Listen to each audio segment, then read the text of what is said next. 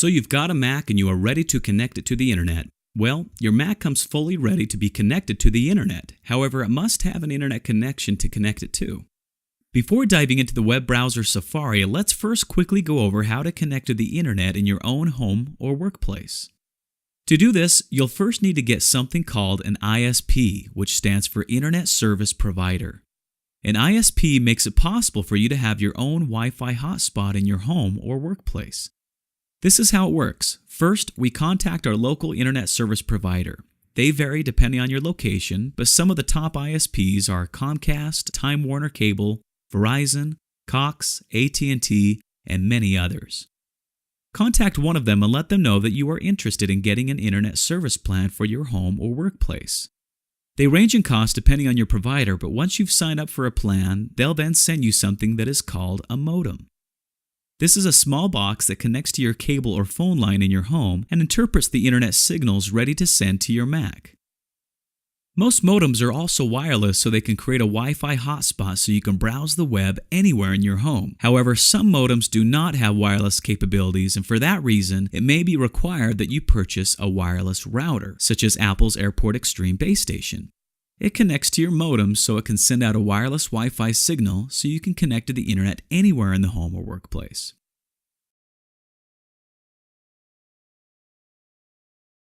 The Airport Extreme base station delivers fast wireless speeds, can connect to printers and hard drives wirelessly, and make it easy to set up your own home or office network using an app that comes on your Mac called Airport Utility.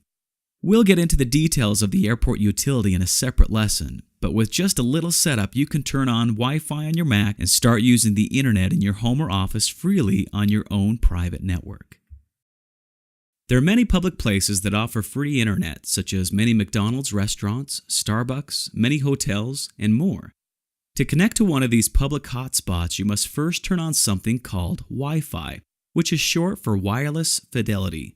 But basically, it is a connection allowing computers, smartphones, and other devices to connect to the internet.